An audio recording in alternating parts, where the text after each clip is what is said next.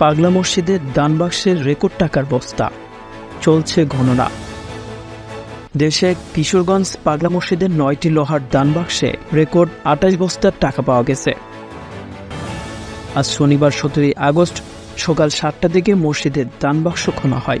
এরপর সকাল 9টা পর্যন্ত 2 ঘন্টা একের পর এক মোট 28 বস্তা টাকার ভর্তি করা হয়। এর আগে গত 20 এপ্রিল খোলা হয়েছিল, তখন ছিল 27 বস্তা টাকা।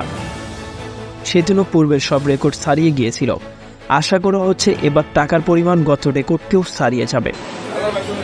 এ সময় কিশোরগঞ্জ জেলার প্রশাসক ও পাগলা মসজিদ পরিচালনা কমিটির সভাপতি মোহাম্মদ আবুল কালাম আজাদ ও পুলিশ সুপার মোহাম্মদ রাসেল শেখের উপস্থিতিতে দান বাক্সগুলো খোলা হয়।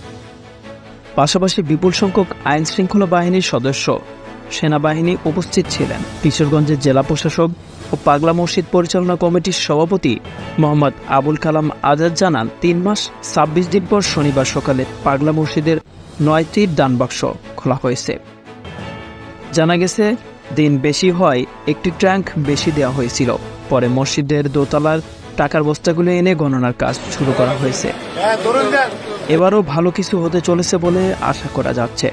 এ সময় টাকা গণনার কাজে অতিরিক্ত জেলা ম্যাজিস্ট্রেট মহুয়া মমতাজ, মসজিদের পেশ ইমাম মুফতি খলিলুর রহমান ও রূপালী ব্যাংকের সহকারী মহাব্যবস্থাপক এজিএম রফিকুল ইসলাম, সিবিএ নেতা আনোয়ার পারভেজ সহ মসজিদ ব্যবস্থাপনা কমিটির সদস্য এবং মসজিদ কমপ্লেক্স অবস্থিত মাদ্রাসা ও এতিমখানার শিক্ষক শিক্ষার্থীরা সহ মোট 220 জনের একটি দল অংশগ্রহণ করেছেন।